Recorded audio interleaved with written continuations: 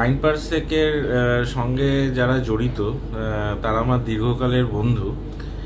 Actually আমি যে film প্রোডাকশনের সঙ্গে কোনোদিন জড়াতে পারবো সেটা দীর্ঘকালের স্বপ্ন, কিন্তু আমি কোনোদিন ভাবিনি। মানে শুভ একটা ছবি করলো প্রথম, আমি দেখলাম, অসাধারণ। চায়ের দোকানে বসে অনেক ডিসকাশন হলো, রাজু সম্বরণ এরা সব জড়িত। কিন্তু যখন শুভ এসে বললো যে তুই ক্যামেরাটা কর, মানে সত্যি কথা বলতে আমি প্রথমে খুব ভয় পেয়েছিলাম, মানে আই ওয়াজ নার্ভাস। কিন্তু আমি অনেক দিন ধরে প্রিপারেশান নিচ্ছিলাম, ক্যামেরা রেডি করা থেকে এটসেট্রা। এটা একটা জার্নি, মানে আমি এখনও ঠিক বিশ্বাস করতে পারছি না যে হ্যাঁ আমাদের এই ছবিটা রাইট ফ্রম যখন আমি স্ক্রিপ্টটা শুনি সেখান থেকে একটা ফাইনাল প্রডিউসড ভার্সান বেরোবে, এই জার্নিটা মানে একটা ঘোরের মধ্যে কেটে গেছে সত্যি কথা বলতে। আর এটা বাকি সবাই না থাকলে এটা পসিবল হতো না। অ্যাজ আ ক্যামেরাম্যান আমার শুভর স্ক্রিপ্ট শোনার পরে আমার কিছু কিছু ইমেজ বা ছবি এসছে, সুতরাং যেটা সব থেকে আমার মনে হয় ভালো, যে কারণ আমরা দীর্ঘদিন একসাথে থাকার জন্য আমরা একটা নিজেদের ওয়েভলেন্থ বুঝি, সেই জন্য হয়তো কি ইমেজ হবে সেটা অনেক ক্ষেত্রেই আমাদের অনেক কম স্ট্রাগল করতে হয়েছে to be on same page. But on other hand মানে আমার অনেক টেকনিক্যাল যেগুলো প্রবলেম আছে, যেগুলো আমি যখন শুটিং করার সময় স্ট্রাগল করছিলাম, সেক্ষেত্রে হয়তো সম্বরণ বা সৌম্য বা শুভ সবাই মিলে যে অ্যাজ আ টিম ওয়ার্ক করেছে, সেটা it's a very great team work. আর আমাদের কন্ট্রিবিউশনস হচ্ছে যে মানে আমরা কেউ ভাবিনি যে আমি অ্যাক্টর বা আমি ডিরেক্টর বা আমি ক্যামেরাম্যান বা আমি editor. It has been a true team work through out the production. Fabulous journey. প্রথম ছবিটার পর এই সেকেন্ড ছবিটার স্ক্রিপ্ট নিয়ে শুভ যখন শোনালো আমাকে, তখন তো শোনার পরে প্রথমেই যেটা আমার মনে হয়েছিল, বলেছিলাম, সেটা হচ্ছে আগের থেকে এটা অনেক জমেছে ভালো, আগের ছবিটার থেকে।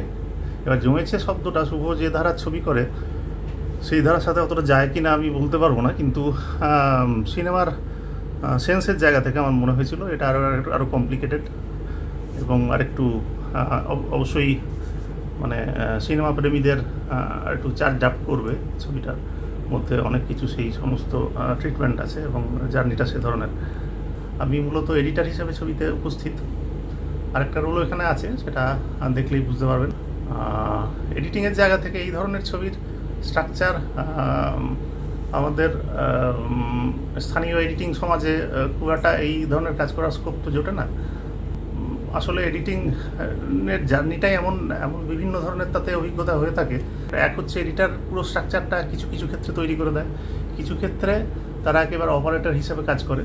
তো শুভর ছবির ক্ষেত্রে আমার ওই সেকেন্ড অপশানটাতেই বেশি আমার মানে থাকতে হবে বলে আমি ধরে নিয়েছি, কেননা এই জার্নি আমার মাথায় তো আসে না, কিন্তু তার ভেতরে ইন্ট্রিকেট ডিটেলিংগুলো আমি একটা ছবির যে গতি থাকে, যে জার্নিটা থেকে, সেই সেন্স থেকে ওটাকে বিভিন্ন জায়গায় বিভিন্ন ধরনের যে অ্যাডভাইস দেওয়ার কথা, সেইটুকুই আমার কন্ট্রিবিউশন থাকে শুভর ক্ষেত্রে। এই ছবিটা খুবই ইউনিক, বাংলার পার্সপেক্টিভে এই ধরনের ছবি হয় না। আমার অনেক দিনেরই একটা প্ল্যান ছিল একটা শর্ট ফিল্মের ট্রিলজি করা, তো সেইটা নিয়ে আমি প্রথম কথা বলতে যাই সম্বরণের সাথে, মানে আমার যে এডিটার, এই দুটি ছবির এডিটার, প্রথম ছবিটা এবং এই বর্তমানে সত্তা যে ছবিটি, এই দুটি ছবির এডিটার। আমি ওকে মোটামুটি গল্পটা আউটলাইনটা বলি, ও বলে এটা খুবই ভালো লাগছে, তোকে একটা স্ক্রিপ্টের ফর্ম দিতে হবে। তো সেই হিসাবে প্রথম চিত্রনাট্যটা যখন ওর কাছে লিখে নিয়ে যাই, ও বলে যে এরকম তো সচরাচর দেখা যায় না এই ধরনের স্ক্রিপ্ট, তো এটা করা যেতে পারে। তো প্রথম ছবিটা যখন আমরা করি তো তখন সেরকম কিছু ভাবিনি যে কীরকম হবে না হবে, ধরতে গেলে অনেকটা হাত মক্স করার মতো ব্যাপার। তারপর ছবিটা বহু লোক দেখে, অনেকেই অত্যন্ত ভালো বলে, এবং মানুষের যে ফিডব্যাক সেটাই আমার কাছে প্রধান। আমরা কিছু ফেস্টিভ্যালও পাঠাই, সেখান থেকেও বেশ কিছু পুরস্কার পায়, সেটাও আমাদের খুব উৎসাহ দেয়। এবং তারপরেই আমাদের পরিকল্পিত দ্বিতীয় ছবিটা নিয়ে আমরা আবার ভাবতে শুরু করি কীভাবে কী করা যাবে না করা যাবে।